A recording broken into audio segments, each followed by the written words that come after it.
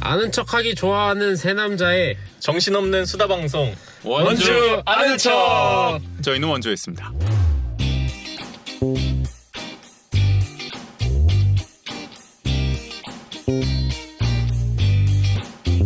안녕하세요. 원주 아는 척 조국인 정우재입니다. 반갑습니다. 반갑습니다. 네.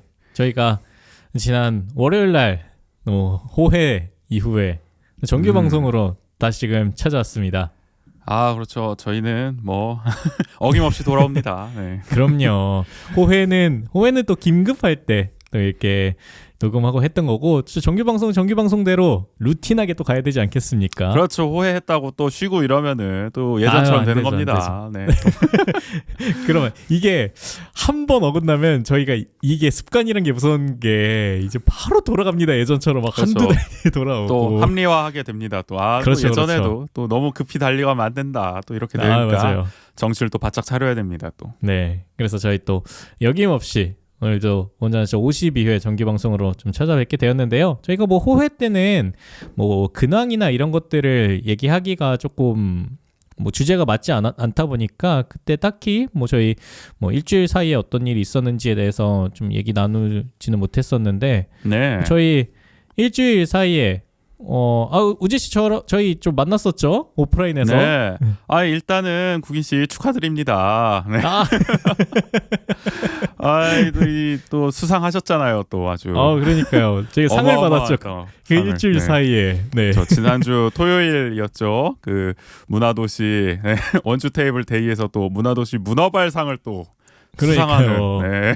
야, 저 상 이름도 어떻게 공교롭게 문어발상이었는지. 딱 국인 씨에게 어울리는 또 상으로. 그러니까요. 참 공교로웠습니다.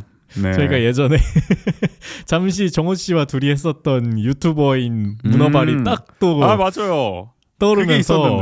그거 어떻게 된 거야, 그러니까요. 그건 지금? 그건 어디로 가고 지금 문어발상으로 돌아왔네요. 거의 네. 지금 슈아가 가끔 가다가 이제 가족들을 보고 싶어 할 때 제가 중국 가족들이 같이 중국 여행 갔다 왔던 영상이 네네네. 있기 때문에 슈아 약간 뭐랄까요, 여가 채널처럼 조회수가 야금야금 있습니다. 오르겠군요. 네. 네.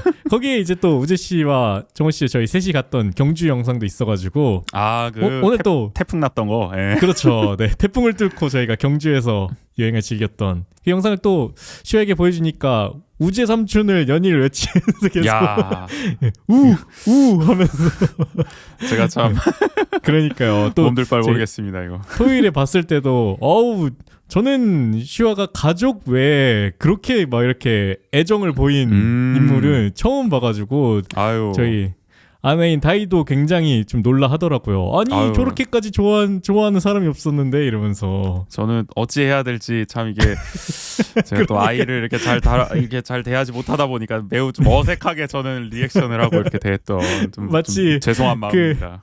연예인이 본인의 열성팬을 처음 만나는 것처럼 약간 의견이 되게 어찌할 바를 모르면서 안절부절 못하게 되더라고요. 이게 참. 그러니까요. 그때 그렇게 이제 원주 테이블 데이가 이제 문화도시 원주의 한 해를 좀 마무리하면서 이제 네. 뭐 문화도시에서 굉장히 원주 테이블이라는 이름으로 엄청난 사업들이 많이 이루어지고 있잖아요. 지금 그렇죠. 제가 알기로는 거의 60개 되는 테이블에 네, 500명 이상의 참여자분들이 있을 정도로 굉장히 많은 분들이 참여하고 계신데, 이제 이제 1년을 되돌아보면서 뭐 시상도 하고 서로 이제 또 자기 사업하다 보면은 이제 다른 사람을 또 만날 기회가 없다 보니까 그런 그렇죠. 또 만남의 장을 또 마련해 주셔가지고 뭐 제가 상을 수상했다고는 하지만 상이 한두 가지가 아니었어가지고 사실 굉장히 많더라고요. 상이 거의 그러니까요. 다 나눠줄 기세로 그러니까요. 올해 참여하신 분들. 국인 네. 씨는 이제 올해 가장 많이 이제 문화도시 테이블에 참여해서 이제 문화발상인 거잖아요. 네, 문어발상을 10개인가 하지 않으셨나요? 지금? 한 그 정도? 8개에서 10개 8개, 사이였던 걸로 10개 기억하고 어휴. 있어요. 거의 네. 뭐 6개 중 하나를 참여하셨던. 아니 네. 이게 많이 하는 게 좋은 건지 참 잘 모르겠는데. 좋죠. 네. 근데 저는 이게 막 조촐한 행사인 줄 알았는데 원주 테이블 데이가 또 거의 뭐 오스카 뺨칠 정도의 이 스케일을 자랑하는 그러니까요. 어마어마한 시상식으로 펼쳐져가지고 그 진달래 홀에서 말이죠. 네네. 원주여고 놀랬습니다. 상당히. 그러니까요. 거기 뭐 레드카펫도 깔려 있고 그다음에 약간 디너 쇼 하는 것처럼 이제 테이블도 원형 테이블에서 이렇게 막 네. 깔려 있고 그런 것들이 다 이렇게 막 세팅이 돼 있고 그다음에 그것뿐만이 아니라 무대에서도 막 뒤에 우리 그 뭐 청년영화제나 이런 시상할 때 보면 뒤에 막 이렇게 막 자료 화면도 그렇죠. 나오고 막 그러잖아요. 맞아요, 뭐 이렇게 맞아요. 후보자 이런 나오면서 그런 효과 영상들도 다 준비되어 있고 꽤 막. 퀄리티가 좋던데요. 네. 네.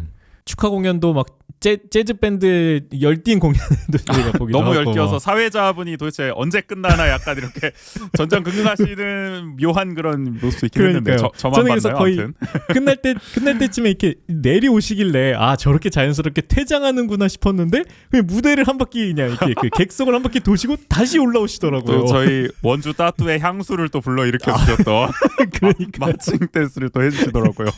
맞습니다. 아유. 그 정도 굉장히 어쨌든, 큰 규모를 자랑했던 네, 문화도시 원주가 전국적으로 모범 사례로 꼽힌다더니 예산이 괜찮나 봐요. 아직까지는. 그러니까요. 네. 이게 연말인데 연말이라 그런가 싶긴 했었지만 네. 어쨌든 이렇게 또 엄청나게 많은 분들이 오시다 보니까 어쩔 수 없이 그렇죠. 그런 규모적인 부분에 자연스럽게 좀 크게 갈 수밖에 없지 않았나라는 생각이 들기도 하고 오랜만에 또 같이 또 오프라인에서 만나게 돼가지고 또 반갑고 이렇게 저희가 항상 온라인으로만 만나는 사이처럼 맞아요. 저희가 서로 실제로 그래가지고. 존재하는지를 다시금 확인할 수 있었던 맞아요. 메타버스가 아니다 지금. 네. 저희 그러니까요. 동시대를 살아가고 있다는 걸 다시 확인하는 시간이었습니다. 네네. 아 그리고 또 우재 씨 이제 곧 원주에 오실 수 있는 소식이 또 있었잖아요 그 사이에. 그거는 저 엠바고라서 조금 나중에도 한번 공개해 보도록 하겠습니다. 네. 알겠습니다. 기대해 주십시오. 네. 아무도 관심 어쨌든, 없겠지만. 네. 네. 우재 씨가 이제 저희가 온라인을 넘어서 이제 오프라인에서 만날 수 있는 기회가 네. 곧 다가올 것 같다. 이렇게 뭐 티저 정도라고 할까요? 네. 네. 이렇게 말씀드리면서 저희 오늘 또 원주 아는 척 52회 1부에서는 뭐 또 그 사이에 저희도 이렇게 일주일 사이에 여러 소식들이 있었던 것처럼 또 그 사이에 원주에는 어떤 소식이 있었는지 전해드리는 원주통신과 문화도시도 이렇게 한 해를 마무리하는 행사를 했던 것처럼 다양한 기관들도 이제 한 해를 마무리하는 행사들을 많이 하고 있습니다. 근데 또 시민분들이 함께 참여하실 수 있는 또 그런 행사가 있어가지고 저희가 또 오늘도 저희 무료 광고 네 대신 전해드립니다. 오늘은 어떤 소식일지 또 기대해 주시면 감사하겠습니다. 그럼 먼저 저희 원주통신 한번 들어가 보도록 하겠습니다.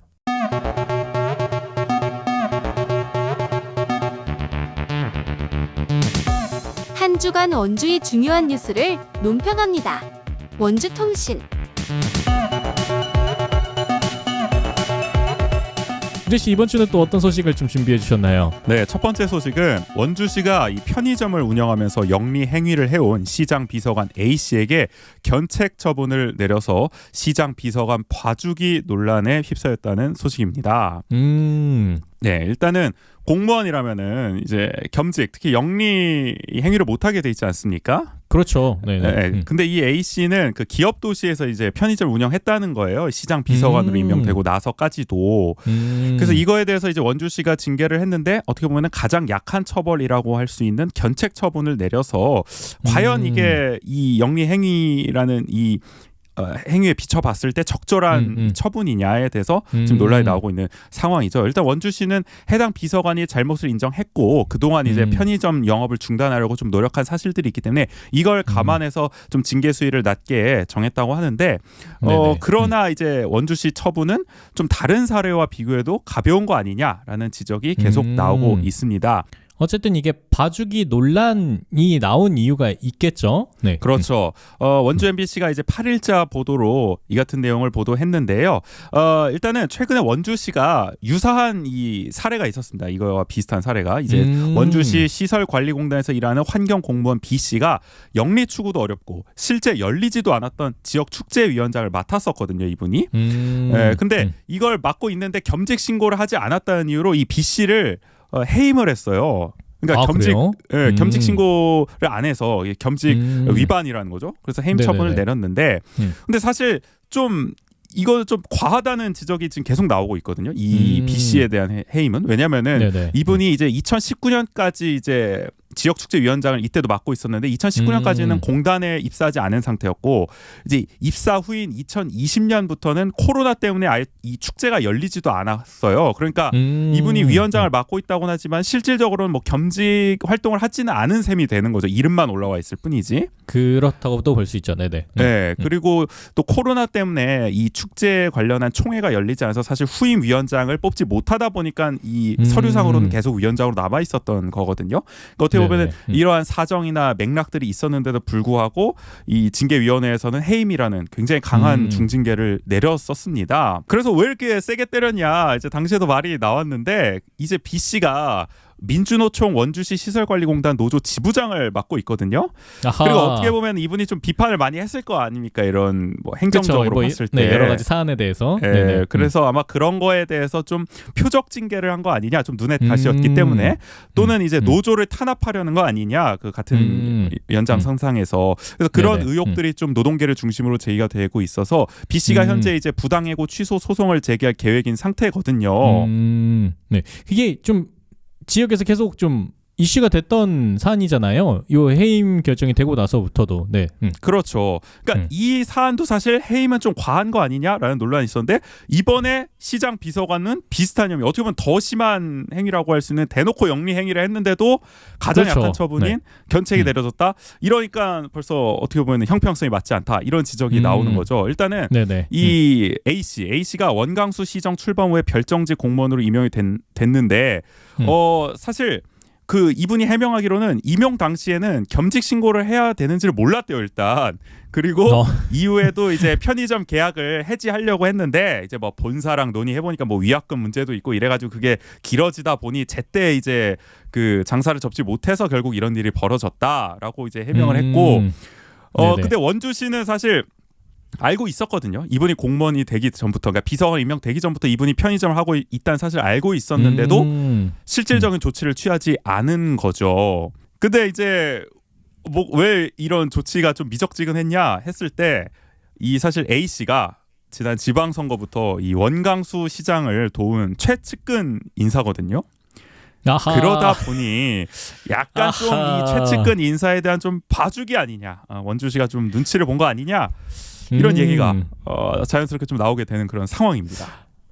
아니 이게 이 사안 두 가지만 따로 떨어뜨려서 보더라도 두 사안 다 약간 어떻게 보면 의문점을 가질 수밖에 없는 사안들이잖아요. 두 개 다. 그렇죠. 따로따로. 그렇죠. 근데 이 두 가지 사안이 이제 같이 맞물려 있다라고 생각했을 때는 훨씬 더 이게 이제 사람들이 이게 과연 맞는 거야? 라는 생각을 더 갖게 만드는 거죠. 양쪽에서 다. 이게 그렇죠. 이게 그럼 더 과한 거 아니야? 아니면 더 이거 진짜 이거 봐주기 아니야? 라는 이제 이야기가 나올 수밖에 없는 상황들이네요. 이게 어떻게 보면은, 왜냐하면 거의 비슷한 맥락에서의 겸직 신고를 안 했다라는 사실로 이제 두 개가 겹친 거다 보니까. 그렇죠. 그래서 뭐 제가 그렇게 좋아하는 말은 아닙니다만은 한마디로 이제 내로남불 이중잣대 아니냐, 뭐 이런 얘기까지도 나올 법하다. 네.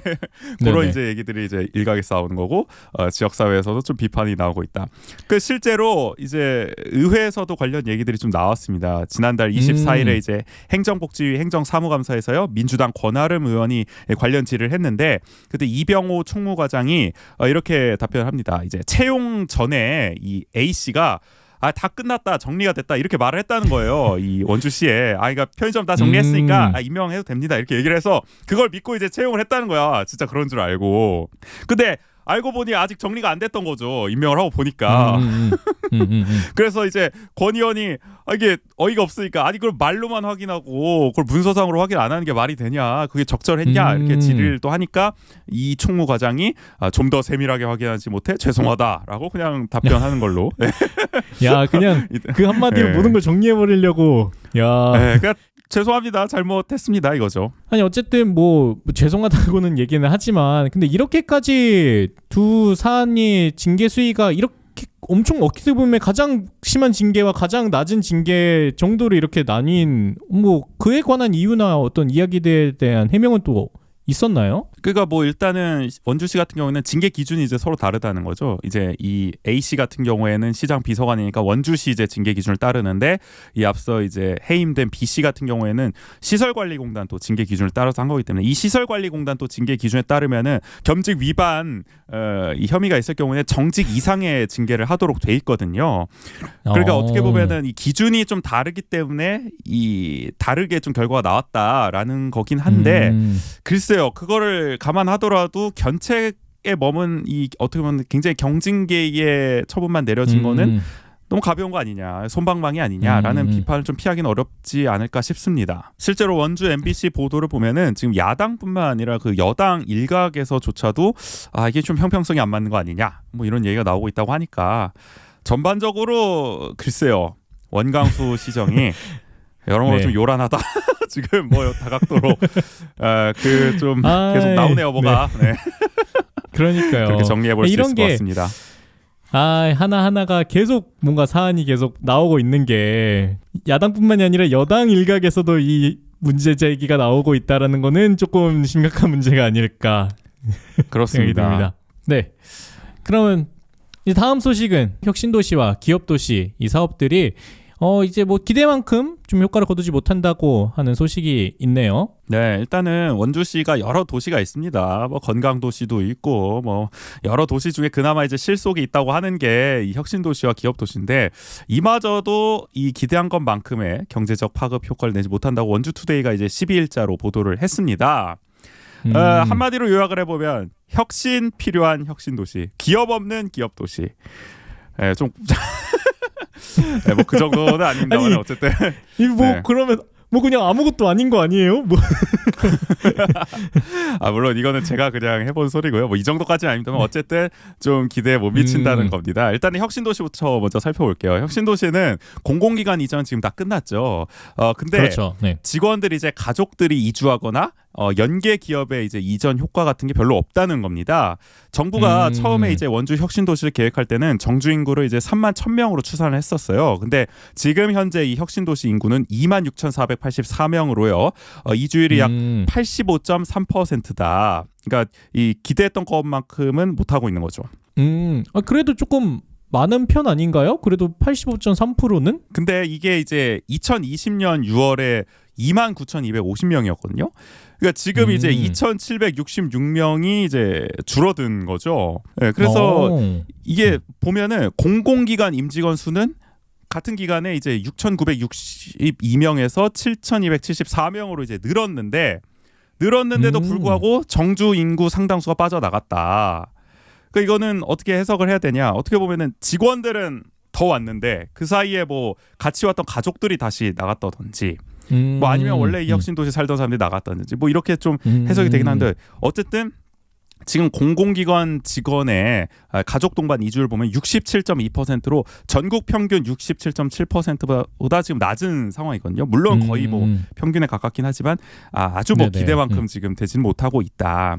보면은 이제 혼자 이주한 경우라든지 출퇴근을 하는 사람들이라든지 이런 사람들이 가족 동반 이주자의 지금 절반에 육박할 정도로, 그러니까 혁신도시가 지어졌고 여기서 일은 하고 있지만 원주에는 이렇게 가족들끼리 와서 정착까지 하는 경우는 기대만큼은 많지 않은 상황이다. 네, 그렇게 보는 거죠.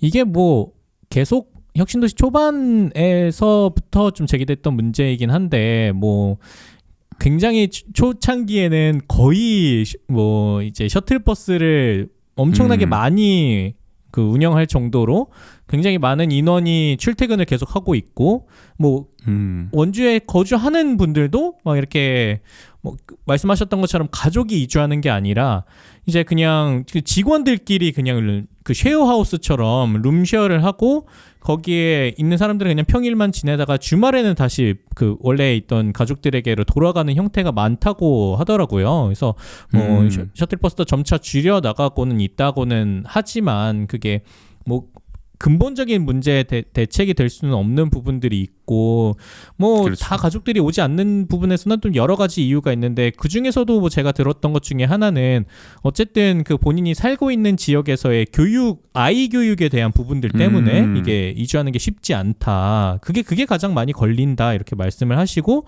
또 가족들이 다 같이 이주를 했던 분도 이제 우리 아이가 지금은 미취학 아동이라서 오히려 더 이렇게 자연이나 이런 곳들 그런 원주의 여러 가지 이점을 더 누릴 수가 있는 부분은 있는데, 근데 만약에 초등학교로 진학한다고 했을 때는 계속 있어야 될지 아니면 가족들이라도 다시 원래 살던 뭐 서울이나 수도권으로 가야 할지 좀 고민스럽다 이렇게 말씀하시더라고요. 그래서 그런 부분에 있어서 그렇죠.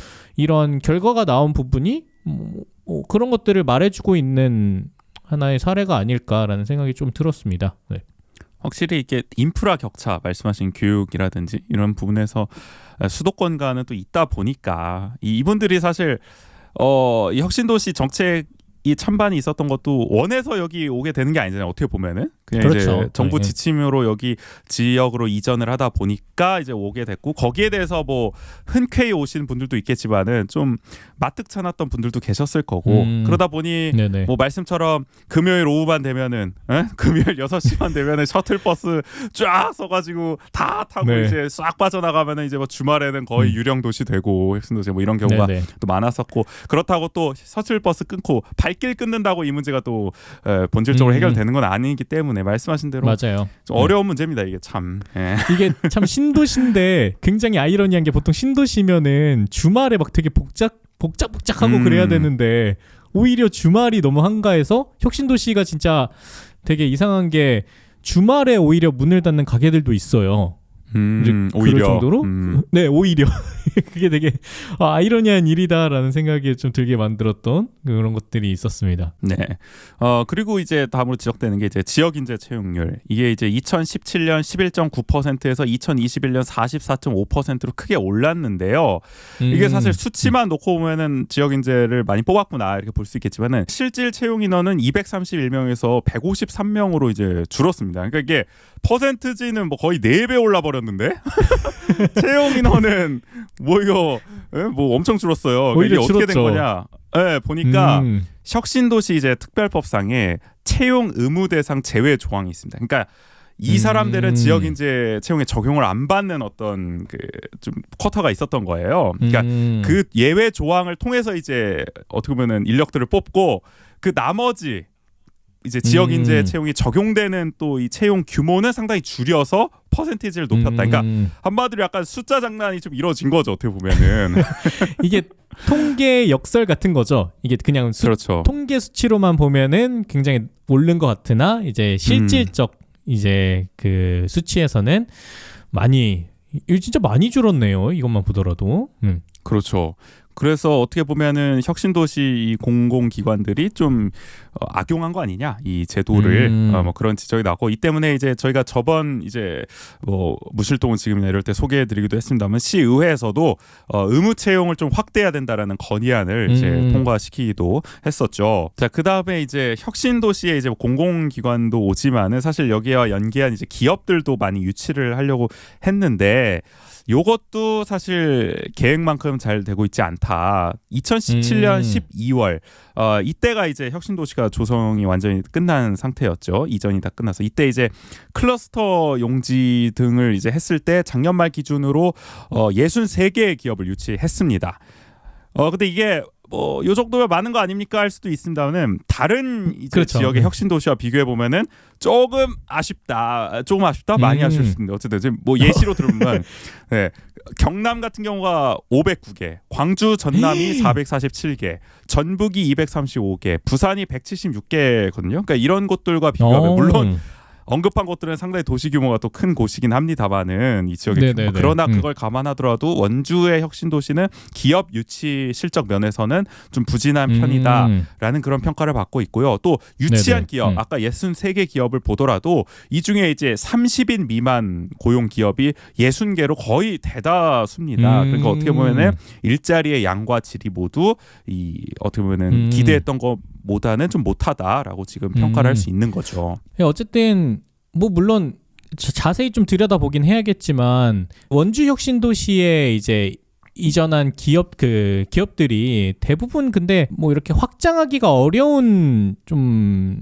그런 기업들이 원주로 이전한 것도 있지 않나라는 생각도 들기는 해요. 그러니까 뭔가 연계 산업이 확장되기가 조금 어려운 기업들, 뭐 관광공사도 사실은 막 뭐 관광 산업이라고는 하지만 그게 막 혁신도시에 뭔가 입주할 만큼의 그런 것들이 있다고 보기엔 조금 어려울 것 같고 그다음에 건강보험 심사평가원이나 이런 것들도 그러니까 거의 그 기업만으로도 이게 유지되는 거지 뭐 이렇게 뭔가 연계 산업들이 펼쳐지기가 조금 어려운 기업이어서 더 그런가 싶기는 하지만 아무리 그래도 좀 다른 지역에 비해서는 좀 낮은 편이긴 하네요. 네. 그렇죠. 그러니까 이게 어떻게 보면은 원래 원주에게 기반 시설이 있는 가운데에서 혁신도시 기업들이 온 게 아니라 기업이 먼저 오고 나서 그러니까 공공기관들이 오고 나서 이제 기업을 유치하는 거니까 사실 공공기관 말고는 기반 인프라가 원주가 그렇게 있다고 볼 수는 없는 상황이잖아요. 혁신도시 쪽도. 그렇죠. 그러다 네네. 보니 기업들 입장에서도 그렇게까지 매력적으로 보이지는 않는 측면도 있지 않나?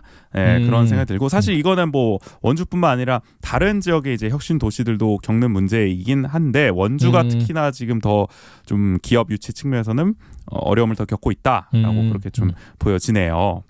이렇게 어떻게 보면 혁신이 필요한 혁신도시라고 한다면은 아까 말씀하셨던 기업 없는 기업도시 이런 부분은 또 어떤 측면인가요? 네, 기업 도시 같은 경우는 뭐 사실 정주 인원은 굉장히 많아요. 원래 계획했던 게 25,000명인데 지금 초과 달성했습니다. 26,448명으로 105.8%거든요. 계획 대비. 여기는 또 초과를 했네요. 오히려. 네. 그러니까 사실 지정면 가보시면은 아파트가 거의 뭐 어우. 무섭습니다. 거기 보면은 뭐 그렇죠. 거의 계획 도시란 이런 건가 싶을 정도로 아파트가 막 으리으리하게 막 이렇게 막 배경을 형성하고 있어가지고 좀 이게 위압감이 오히려 들기도 하는데. 그러니까 오히려 위압감을 줄 정도로. 그렇죠. 그 네. 정도로 사람은 많이 있는데 정작 이름에 걸맞지 않게 기업 유치는 살짝 좀 아쉽다. 뭐 제가 기업 없는 기업 도시라고 했지만 기업이 없지는 않죠. 기업 도시는 설마 그렇죠. 기업이 없고 그 정도는 아니거든요. 근데 이제 이 산업 클러스터 용지가 지금 50곳, 그러니까 50필지가 있는데 이 중에 31개 필지만 기업이 입주해 있습니다. 그러니까 62% 정도예요. 그러니까 나머지 19개는 아직 기업이 들어오지 못한 상황인데 건축이 지금 진행되는 곳이 5곳, 착공이 예정돼 있는 곳이 5곳, 그리고 이제 부지만 매입한 곳 이게 이제 9곳 이렇게 19곳이 이제 구성이 돼 있는데 사실 기업 도시에 이제 이전을 약속한 50개의 기업은 3,787명의 고용을 약속했습니다. 근데 현재 앞서 말씀드렸다시피 19곳은 아직 못 들어온 상황이잖아요. 그러다 보니까 그렇죠. 2,186명, 그러니까 계획했던 거에 57.7%만 일하고 있는 상황. 그러니까 이전을 약속했던 기업들이 다 들어와야 이 기업 도시가 그나마, 정말 제대로 네. 작동을 할 수 있는 건데 사실 지금 경제가 너무 어렵습니다. 국내도 그렇죠. 그렇고 네. 해외도 그렇고 그러다 보니 무리하게 이렇게 이전을 독려하기가 쉽지 않다. 기업 도시고 아무리 이렇게 좀 혜택을 주더라도 잘 안 오려고 한다는 거죠. 그러니까 부지를 그렇죠. 샀는데도 불구하고 실제 이전까지는 좀 망설이게 되는 그런 기업들이 지금 상당히 또 많은 것으로 보입니다. 이게 이전을 하는 게 어쨌든 여기 기업 도시에 입주할 만한 기업들은 그래도 좀 규모가 어느 정도는 그래도 좀 있는 기업들인 거잖아요. 그렇죠. 그랬을 때는 그 이전하는 비용 자체도 만만치 않다 보니까 뭐 그 이전하는 데 있어서 뭐 만약에 필요하다면은 그 직원들이 다 이삿까지 와야 되고 뭐 그런 부분들을 그냥 뭐 알아서 해라 이럴 수도 없는 차원이잖아요. 기업이 이주하는 거다 보니까. 그렇죠. 그런 것들에 들어가는 뭐 여러 가지 비용들을 생각했을 때 말씀하셨던 것처럼 이게 이전하는 것조차 좀 쉽지 않다라는 생각이 들고 저는 이거 보면서 조금 느껴졌던 게 사실 기업 도시의 정주 인원이 계획 인구보다 이제 목표 초과는 됐지만 작년에 원주하는 척에서도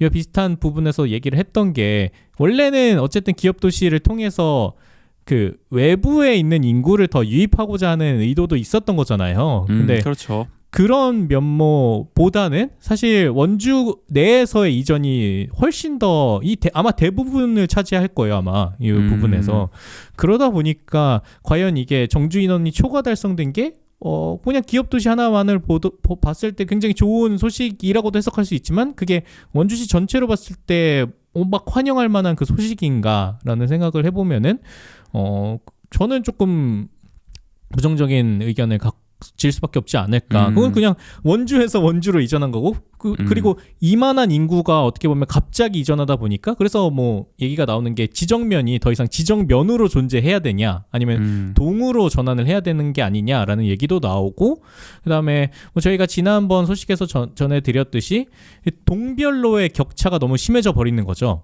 이러니까 이게 그렇죠. 예. 아무래도 지정면에 이주한 인구들은 거의 뭐 젊은 이제 세대들이 많다 보니까 그만한 인구가 이제 도심권에서 확 빠져버리니까 그럼 도심권에서는 평균 연령이나 이런 것들이 확 높아지게 되고 이런 문제들이 이어지는 부분들이 있어서 기업 도시가 과연 그 본래 의도한 만큼의 효과를 거뒀다고 얘기할 수 있을까에 대한 것들은 좀 더 고민해 볼 필요가 있지 않을까 생각이 듭니다. 네. 근데 뭐 사실 기업 도시가 뭐 원주에 있는 사람들을 고용해서 그렇게 뭐 기업 도시의 인구가 늘고, 그러니까 원주 안에서라 할지라도 뭐 그러면은 사실 선순환일 건데 지금 그마저도 기대만큼 못 하고 있다. 그러니까 이 고용 측면에서 그렇죠. 보더라도요. 네. 그러니까 원래 기업 도시 목적이라는 게 기업뿐만 아니라 이제 거기에 정주 여건까지 이제 조성을 해가지고 시너지를 내겠다는 건데 지금은 어떻게 보면 정주는 굉장히 잘 되고 그러니까 이게 뭐 정주 도시입니까 지금 이게 기업 도시가 아니라 네네. 아파트 도시가 돼버리고 있는 겁니다. 이러면은 맞아요, 그러니까 맞아요. 이러면 안 된다. 밸런스 있게 가야 된다. 균형을 좀 맞춰갈 필요가 있다. 기업 도시는 현재 그렇게 놓여 있는 상황이고요. 근데 사실 우리 이제 원광수 시장님께서 첫째도 둘째도 셋째도 경제다 하면서 이제 기업 유치에 거의 사활을 걸고 있지 않습니까? 그런 맞아요. 측면에서 네. 봤을 때 우리 이미 있는 기업 도시라도 좀 제대로 이거라도 좀 제대로 운영을 해주셨으면 하는 바람이다. 뭐 다른 산업단지까지는 뭐 모르겠고요. 요거 하나라도 잘 챙겨주셨으면 하는 바람. 마지막으로 좀 정리해보고 싶습니다. 네. 그러니까 이게 두 도시가, 그러니까 혁신도시와 기업도시만을 만약에 비교해봤을 때 사실 혁신도시는 조금 더 물론 공공기관 이전이라는 그게 있긴 하지만 좀 더 정주의 여건들을 만들어내고자 하는 게 그래도 조금 더 있었잖아요. 그렇죠. 네, 어쨌든 이전한 그 종사자들이나 직원들 이런 것들을 생각해봤을 때, 네, 근데 오히려 혁신도시는 뭐 어쨌든 공공기관 이전은 다 됐다라고 볼 수 있는 부분이 있는데 정주는 좀 그 여건들은 계속 떨어지는 부분이 있는 것 같고, 그렇죠. 기업도시는 오히려 그래도 기업이 좀 더 강조되는 부분이 있는데 기업 유치가 안 되나? 정주는 더 되고 있고 이런 것들이 해야 돼? 있어서 둘을 섞어야 되나? 어떻게 해야 되나? 이게 쉽지 참 않네요. 아이러니한 일인 것 같다라는 생각이 진짜 그렇네요. 좀 드는 것 같습니다. 네. 그래서 저희 어떻게 보면 이런 계획적인 도시의 규모들이 과연 잘 이루어질 수 있을지 좀 고민스러운, 좀 우려스러운 지점들에 대해서 또 소식을 전해주셨고, 마지막 소식은 좀 더 우리 생활에 밀접한 소식이네요. 네. 일단 여러분 내년 새해 자정부터 버스 요금이 300원 오릅니다. 월급 빼고 다 오른다더니 후이 씨 지금 버스 요금 얼마입니까? 대선 후보자에게 던지듯이 얼마죠 원주 시내 버스 요금? 지금 1,000 저희가 원고에다 써놓았습니다. 사실 네. 1,400원인데요. 네, 이게 이제 내년부터는 1,700원으로 이제 21.4% 올라서 300원이다. 300원 하면 얼마 안 되는 것 같은데 또 20%가 넘게 오르는 거예요. 그러니까 퍼센트로 보면은 이게 네. 또 통계 역설 또 여기서 그렇죠. 등장하는. 아유 이거 아니, 저는 1,700원이면은 그 제가 물론 이것도 한참 전이긴 한데 제가 이제 막 대학교 다니고 이럴 때 그 수도권에 광역버스가 한 1,800원 이 정도 했었거든요. 네. 그러니까 그 정도, 물론 물가 상승률이나 비교했을 때 뭐 많이 오르긴 했었지만 그런 것들을 감안하더라도 시내버스 요금이 1,700원이면 뭐 만만치 않은 금액이 아닌가. 네. 그렇죠. 저 옛날에 그 천연가스 버스 없던 시절, 제가 경기도 살 때 그 노란색, 주황색 같은 그 버스들 타고 다닐 때 한 600원 막 이랬던 것 같은데 500원, 600원. 맞아요. 네. 언제 이렇게 올랐습니까? 아무튼 그러니까요. 내년부터는 1,700원이다. 이게 이제 강원도 소비자 정책위원회 여기서 이걸 정하거든요.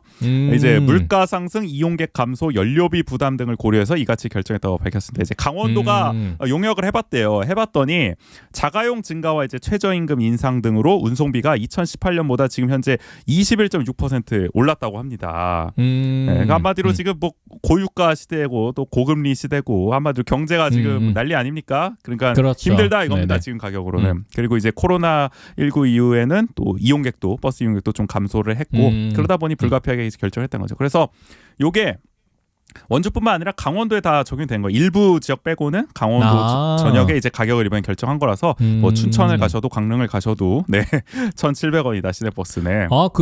그러면은 강원도는 그 강원도 버스 요금을 그냥 강원도 여기에서 다 정해서 지역이 다 일괄 적용하고 있는 건가요? 네, 그렇게 하고 있는 거죠. 네.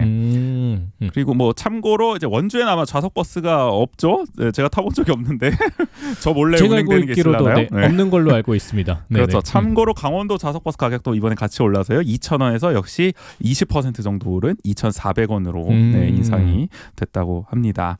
네, 원주 버스 요금이 오르는 건요. 2018년 1,300원에서 1,400원으로 100원 오른 이후에 4년 만이라고 합니다. 그러니까 이때 100원 올랐는데 지금은 한 번에 300원 올리는 거니까 그러니까요. 상당히 많이 올리는 거예요. 사실 급격하게. 맞아요. 네, 근데 우리 이제 또 청소년들은 20%, 또 초등생들은 50% 지금 할인이 되고 있는데 요거는 뭐 버스 요금 올라도 계속 유지가 된다고 합니다. 어쨌든 네네.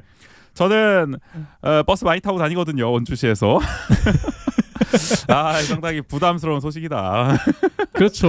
네. 그게 또 이게 한 번 할 때 1,700원 막 이렇게 생각해보면은 뭐 그렇게 부담스럽지 않아라고 생각할 수도 있겠지만 이게 매일매일 막 이렇게 그러면 왔다 갔다 3,400원 이런 것들을 다 생각하면은 그게 한 달로 쌓이면은 또 만만치 않은 금액인 거잖아요. 네. 그렇죠. 뭐 교통비가 몇만 원씩 나오는 막 2만 원씩 넘고 막 이런 경우도 맞아요. 있고. 네네. 그런 것들을 생각해봤을 때 좀 이게 오르는 게, 그러니까 이런 것들이 하나하나씩 이렇게 짜잘짜잘하게 다 오르다 보면은 이게 어느 순간 생활에서 내가 이거 똑같이 소비를 하는데, 그러니까 잔액이 많이 모자라지는 순간이 오는 거죠. 아니 나 그냥 똑같이 생활했는데 왜 이렇게 빨리 잔고가 다 떨어져? 이런 생각이 무심 들기 때문에 그런 것들이. 그래서 저는 뭐 물론 자가용을 이용하긴 하지만 만약에 자가용이 뭐 기름값이 300원 오른다 이러면 진짜 엄청난 타격이거든요, 진짜. 네. 그렇죠. 오일 쇼크. 네. 국기 씨 예전에 겪으셨던. 네. 그때 거의 뭐 데자뷰다, 데자뷰. 그러니까요. 그런 것들 생각해봤을 때 물론 뭐 기름값만큼의 그건 아니겠지만 그래도 300원이나 오르는 거는 꽤 큰 부담이 되지 않을까.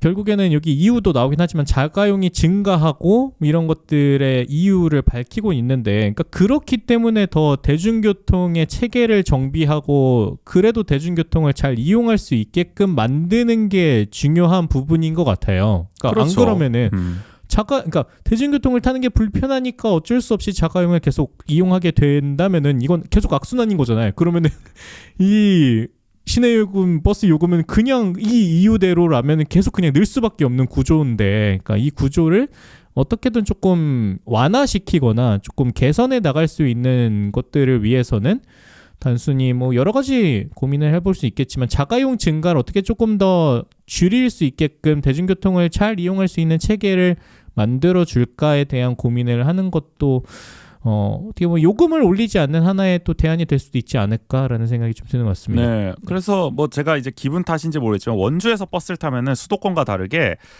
좀 극과 극이다. 그러니까 정말 어린 뭐 청소년들이라든지 또 반대로 아주 이제 노년 세대 분들이라든지 이렇게 돼 있고 중간 세대는 별로 없다. 수도권 맞아요. 버스에 비해서 네네. 뭐 3, 40대라든지. 네네. 저만 약간 20대 후반인가? 약간 이 버스에 약간 이런 느낌 들 때 있거든요. 수도권은 뭐 대부분 뭐 30대도 많이 있고 이런데 맞아요. 말씀처럼 네. 다들 버스가 불편하고 이러다 보니까 자가용을 많이 끌게 되고 그러다 보니 버스에 대한 이런 정책적인 어떤 접근들도 이분들의 목소리가 반영되는 게 또 안 되는 거죠. 맞아요. 그러니까 이분들은 이제 무게감 있게 이제 목소리가 전달되지 못하니까 청소년들이나 이제 노년 세대 목소리가 네네네. 그러다 보니 계속 말씀처럼 악순환이 커지는 지점도 있어서 네. 하여간 뭐 버스 요금도 올랐는데 버스 좀 제도 개편도 좀 대대적으로 이루어져야 되지 않나 그렇게 생각이 됩니다. 네.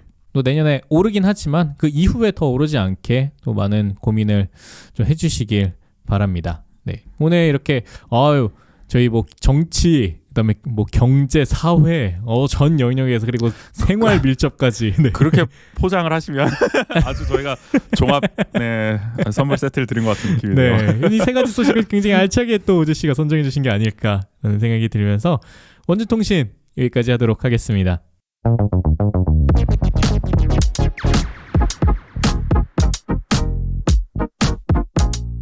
함께 알면 더 좋은 원주의 생활 정보 대신 전해드립니다.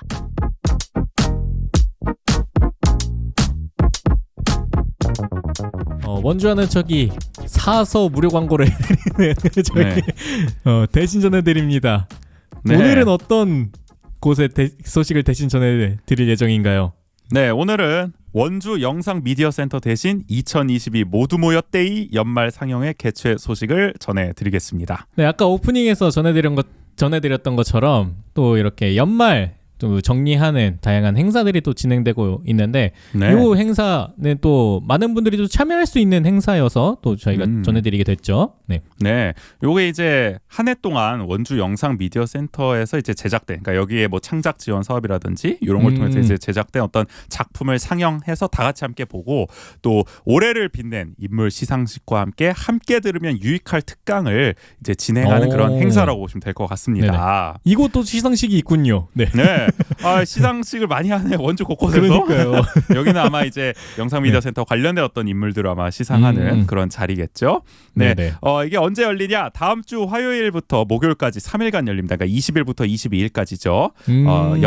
원주 영상 미디어 센터에서 진행되는데 이게 보건소 아시죠, 여러분? 저기 지하상가 사거리 쪽에 있는 거기 이제 보건소 건물 4층입니다. 원주 영상 미디어 센터. 네, 거기로 가시면 이 행사 참여하실 수 있는데 그럼 이제 구체적으로 뭘 하냐? 그러니까 살펴보면은 3일 동안 진행되네요. 네. 네. 일단은 화요일 20일에는 이제 1일차죠. 이때는 김경희 컨셉진 매거진 편집장이 매력적인 콘텐츠 기획의 비밀이라는 온라인 특강을 이제 오후 7시 30분부터 9시까지 진행을 합니다.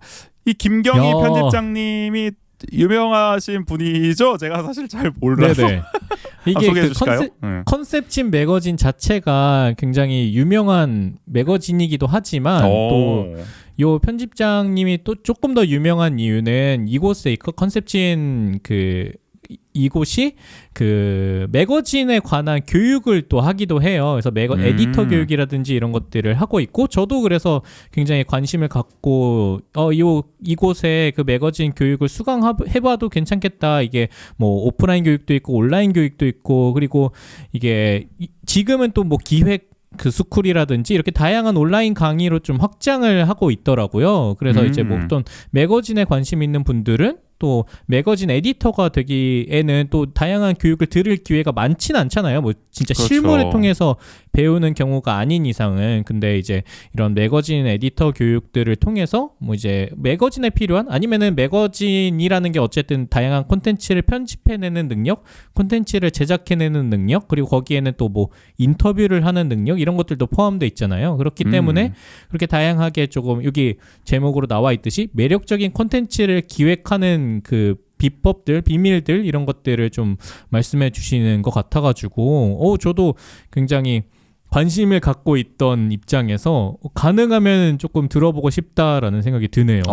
이게 또 이제 온라인으로 진행되다 보니까 조금 더 부담이 덜 하시지 않을까. 그렇죠. 연말에 또 듣기 말이죠. 또 집에서 한번 들어보셔도 좋을 것 같고 저도 한번 들어봐야겠다. 우리 또 원주 아는 척을 더 매력적으로 또 만들어봐야 되지 그러니까요. 않겠습니까? 네. 이걸 어떻게 할 수 있을지. 네. 궁리를 해보겠습니다. 네, 좋습니다. 자, 그리고 다음 날 이제 수요일이죠. 21일 2일차에는 이제 영화 상영이 이제 본격적으로 시작됩니다.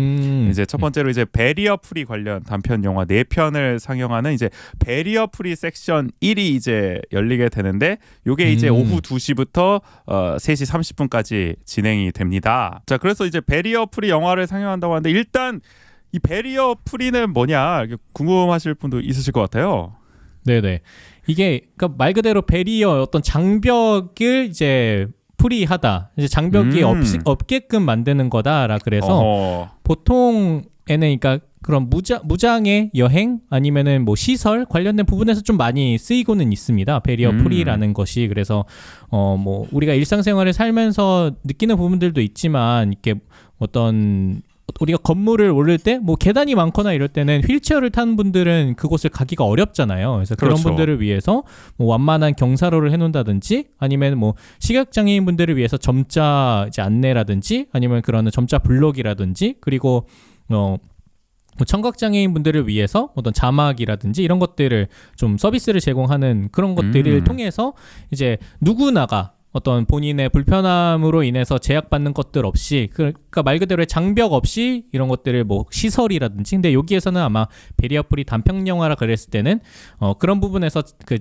장벽 없이도 영화를 즐길 수 있게끔 하기 위한 어떤 뭐 자막이라든지 뭐 음성 안내, 이제 시각장애인들을 위한 음성 안내 이런 것들이 아마 포함되어 있어서 그래서 제가 알기로는 이번 올해 영상미디어 센터에서 이런 배리어 프리 자막 관련된 교육 사업이나 이런 것들을 진행했던 걸로 알고 있어요. 그래서 그 일환으로 이렇게 좀 상영회를 진행하는 게 아닐까라는 생각이 듭니다. 네. 그래서 상영하는 영화를 보니까 그 일단은 이루리 감독의 우리는 서로 사랑해야 한다. 그리고 이유정 감독의 거리두기, 김선빈 감독의 고백할 거야, 이상진 왕민정 감독의 다정함의 세계, 이렇게 네 편을 하는데 보니까 베리어 프리 자막 그리고 음성 해설 뭐 이런 게 이제 들어가 있다고 하니까 말씀처럼 정말 그런 어떻게 보면 장벽을 낮추는 무장의 이제 콘텐츠로 상영을 한다. 그렇게 보시면 될 것 같습니다. 그리고 이제 이 베리어 프리 세션 1이 끝나면은 그 다음으로 이제 센터를 통해서 제작된 단편 영화 4편을 상영하는 모두 섹션 1이 오후 7시 반부터 9시 40분까지 진행이 됩니다. 여기에 좀 익숙한 이름들이 보입니다. 저희에게는. 네. 예, 저희와 이제 또 같이 많이 활동을 하는 분들도 이 감독으로 참여를 하셨는데 일단은 문준현 감독의 내곁 네. 네. 그리고 조현경 감독의 여름방학, 고승현 감독의 하굣길, 이민혁 감독의 음이온, 이렇게 4편이 상영되는데 특히 이제 하굣길과 음이온은 뭐 이제 다른 지역의 이제 영화제에서도 수상을 할 정도로 작품성을 굉장히 그쵸. 인정받고 네. 있잖아요. 그래서 맞습니다. 요거를 네. 사실 보고 싶은데 못 보셨던 분들은 이번 기회에 정말 보시면 그러니까요. 한 번에 볼 수 이게 있잖아요.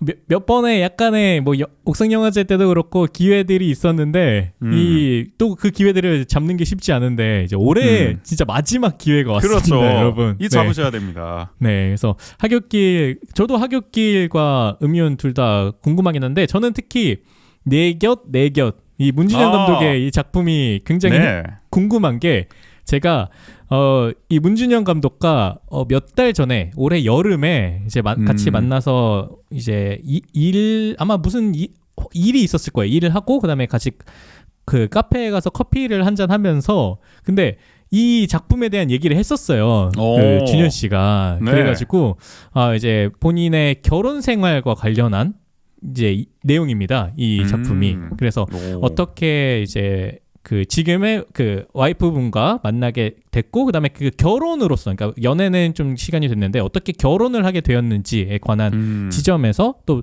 둘이 가지고 있는 그 결혼에 대한 이야기 그리고 둘의 이야기에서부터 좀 확장해서 뭐 우리 시대 전체에서의 결혼에 관한 뭐 다양한 만남과 이런 부분에서의 고민들을 좀 담고 싶다. 근데 그걸 어떤 방식으로 편집하고 담아내면 좋을지 좀 고민이다라고 그 당시에 조금 얘기를 나눴던 기억이 있는데 그래도 역시 능력 있는 감독답게 그러니까 이게 영화를 편집하고 이게 완성해내는 게 또 쉬운 일은 아니잖아요. 그렇게 그렇죠. 다짐을 했더라도 이제 꽤 시일이 걸리는 경우도 많은데 역시 또 한 해가 가기 전에 이렇게 또 완성을 해서 이제 작품을 이제 상영을 한다라는 소식을 또 접하니까 가능하면은 좀 함께 참여해서 보고 싶다라는 생각이 드는데 참 딱 이때가 또 슈아가 잘 시간이라서 이제 참여가 가능할지가 참 고민입니다. 아니면 또 저희 부모님 찬스를 한번 써봐야 될까라는 생각도 들기도 하고.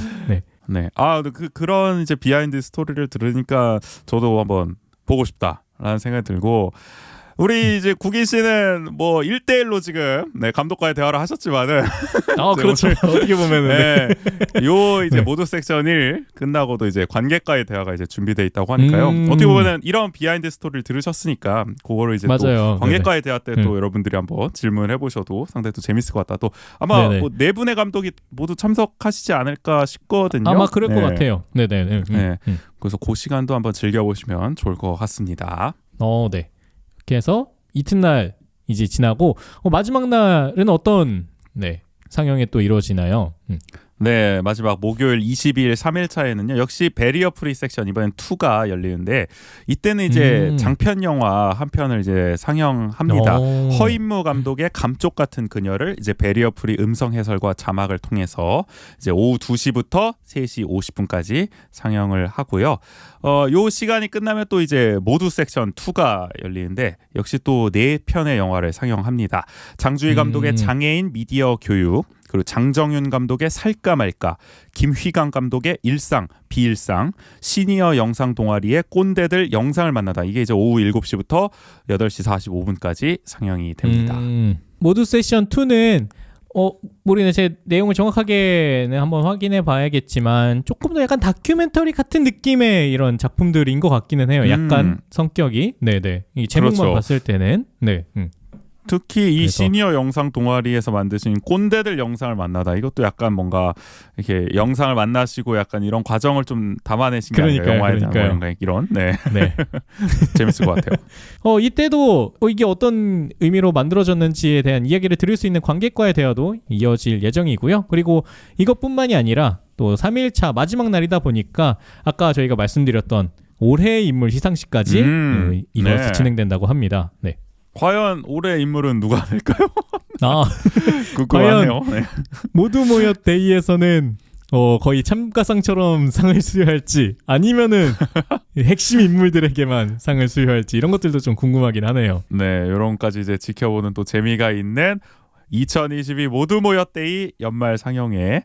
요거 이제 영화를 좋아하시는 분들이라면은 한번 참여해 보시면 좋을 것 같아요. 연말을 또 맞아서 특히 이 자리 가시면은 아마 또 취향이 좀 비슷한 분들, 영화를 사랑하시고 특히 독립 예술 영화, 단편 영화 이런 걸 사랑하시는 분들도 많이 참여를 하시니까요. 이런 분들과 함께 연말을 아주 따뜻하게 또 보낼 수 있는 탁월한 기회다. 네, 그래서 네. 원주 영상 미디어 센터 홈페이지에 들어가면 지금 한창 신청을 받고 있거든요. 요거 이제 링크 타고 들어가서 신청하시면 되니까 빨리 바로 지금 신청해 보시면 좋을 것 같습니다. 네.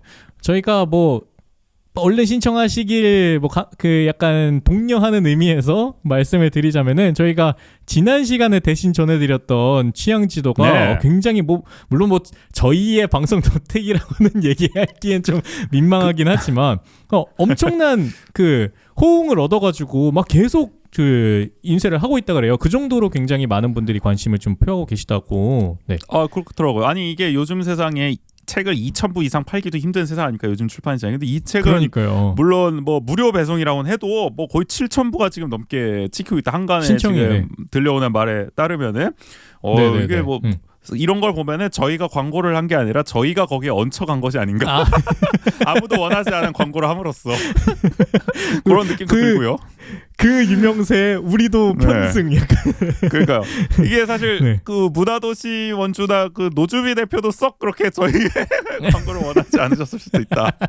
오히려 우리가 원해서 얹혀가려고 네. 한 거일 수도 있다. 아무튼 그러니까요. 이게 서로 어쨌든. 잘 되면 좋은 거니까. 예. 그러니까 그래서 그런 만큼 또 이 모두 모였데이도 또 이제 만약에 관심 있으시다면은 망설임 없이 또 빨리빨리 바로바로 신청해 보시는 게 어떨까라는 생각이 들면서 네. 이게 딱 20일부터 22일까지가 다음 주에 또 약간 크리스마스가 주말에 예정되어 있잖아요. 그렇죠. 그렇기 때문에 크리스마스 약간 전에 그래도 뭔가를 해보면 좋을까라는 고민을 갖고 계신 분들에게는 또 탁월한 선택이 되지 않을까 네. 생각이 듭니다. 이렇게 또 한번 얹혀 가봅니다. 이번엔 영상 미디어 센터에 함께 갑시다. 네. 또 저희 이렇게 원주의 이런 다양한 소식들을 또 대신 아무도 당사자는 원하지 않지만 우리는 대신 전해드린다. 저희는 끝까지 갑니다. 네, 그러니까 이렇게 또 소식 전해드리는 대신 전해드립니다. 오늘은 영상 미디어 센터 대신 2022 모두 모였대 연말 상영의 개최 소식을 전해드렸습니다.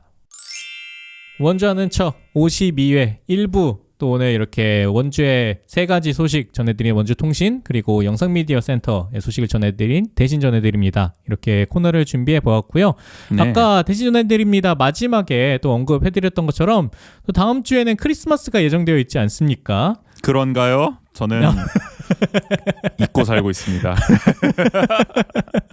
뭐 그럴 그런 수 것 있죠. 같더라고요. 네. 저도 슈아가 태어나고 난 이후에는 크게 큰 의미가 다가오는 날은 아니지만 그래도 많은 원주에 계신 분들은 또 크리스마스 때 그럼 크리스마스 때 뭐 하지? 이런 고민을 갖고 계실 수도 있을 것 같아서 또 그런 여러분들을 위해서 저희가 또 2부 코너로 또 이 크리스마스 때 뭐 할지 또 저희가 여러 소식들을 아니면 여러 제안들을 한번 드리는 코너를 새롭게 또 한번 준비를 해보았습니다. 네. 이 12월 끝날 때까지 새로운 코너가 어디까지 나올 수 있을지 한번. 저희도 뭐 헷갈리겠어요. 이게 무슨 코너가 있었더라. 그러니까요. 네. 그러다 다 정리가 그렇지만, 됩니다. 어쨌든. 네. 또 내일 2부에서는 그 알찬 또 소식들 그리고 원주의 다양한 공간 이런 곳들을 또 소개해드릴 예정이니까요. 또 원주하는 척 내일 올라갈 2부도 많은 관심 부탁드리면서 오늘 방송은 여기서 마무리해보도록 하겠습니다. 지금까지 진행의 조국인 저 혼자였습니다. 모두 모두 안녕. 안녕. 너무 쉽지 않네요. 원주 아는 척. 원주 아는 척. 안녕. 안녕. 아이고 힘드네요.